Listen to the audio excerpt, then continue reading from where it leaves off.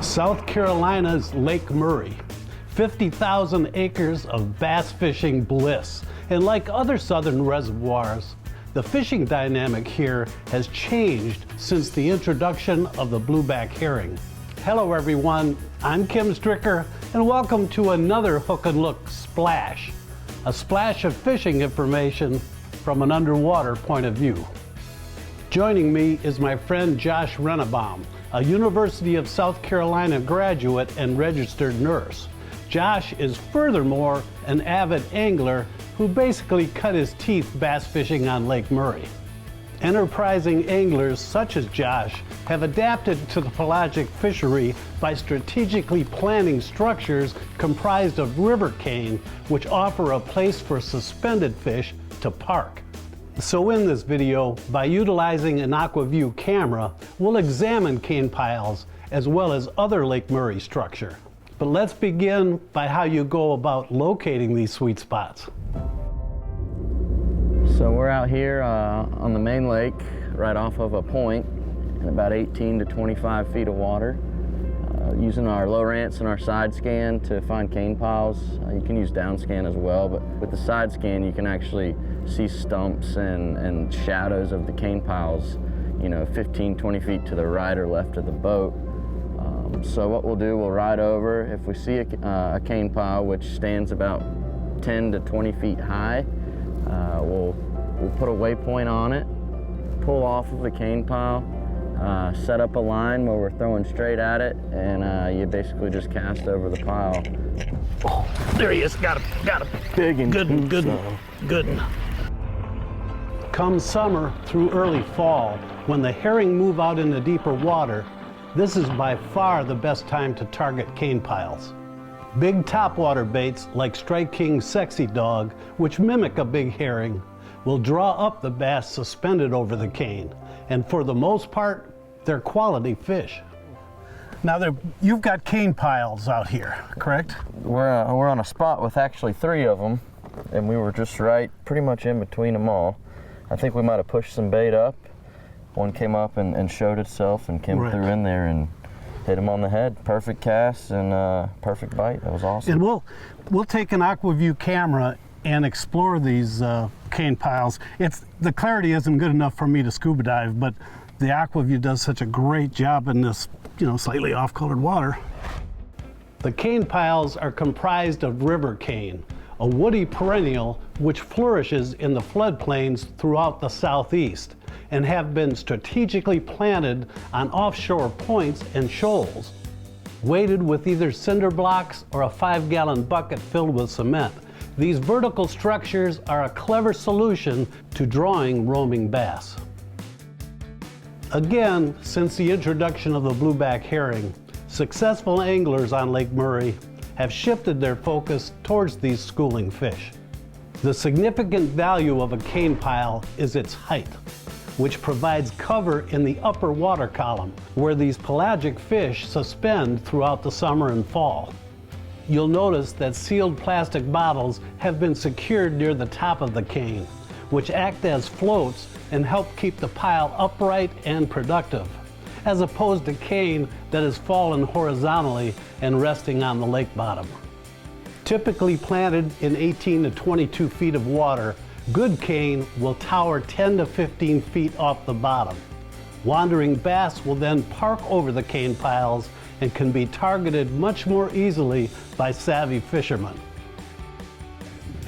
It's a well-known fact that bass are attracted to sound. In fact, on more than one occasion, we've documented underwater, while trying to do some strike shots, how the bass will hear the bait before we do, and they'll immediately look that way.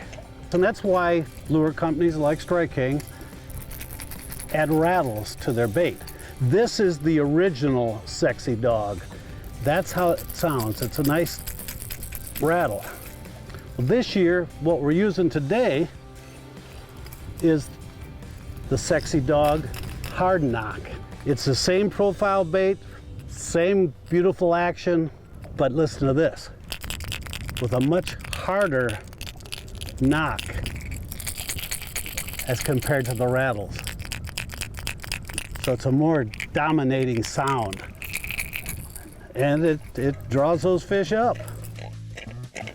Using a 7-foot medium action Lew's speed stick teamed with a Lew's Hypermag speed spool reel, I employ a walk the dog technique by snapping the lure on slack line. The side-to-side motion combined with a conspicuous sound is the deal. The line I use for this presentation is Seagar Smackdown Braid in the low vis stealth gray color. But in addition to better understanding the configuration of the cane piles and how the bass relate to them, we picked up some eye-opening observations along the perimeter of the main lake points as well.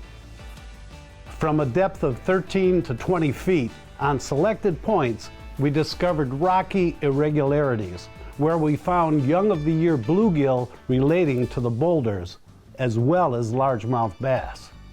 Although Lake Murray now supports a pelagic forage base since the introduction of the blueback herring, it appeared that plenty of the bass aren't ignoring the bluegill. We documented that assessment again shallower. As we moved up the break, a carpet of unhealthy grass began to blanket the bottom at a depth of 12 feet. And although the vegetation appeared to be stricken following aquatic weed control, the young-of-the-year bluegill still inhabited the area, seeking refuge within the remnants. So it should come to no surprise that we found a group of bass drawn to the same area as well. There's no question that an Aqua-Vu camera is an essential tool for thoroughly comprehending the realm below the surface.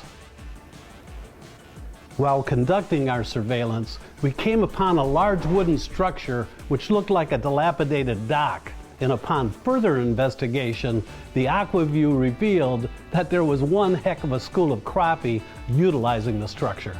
So I quickly tossed out a buoy, tied on a Mr. Crappie scissor shad, and dropped it to the structure just to see what would happen. Crappie fishing. Little added bonus here at Lake Murray. There we go. Ooh, Slab City. Oh, on the scissor shad, right on top of that. It's a sunken boat or a sunken dock, or it's a lot of wood. Well, I believe I might put that in a live well. This is a perfect example of the value of utilizing both electronic devices. Locate the structure using side scan, but then precisely identify the species utilizing the structure with the Aqua-Vu, ultimately presenting the appropriate lure to capitalize on the opportunity available. Yeah, it's all down here. It's not a small area.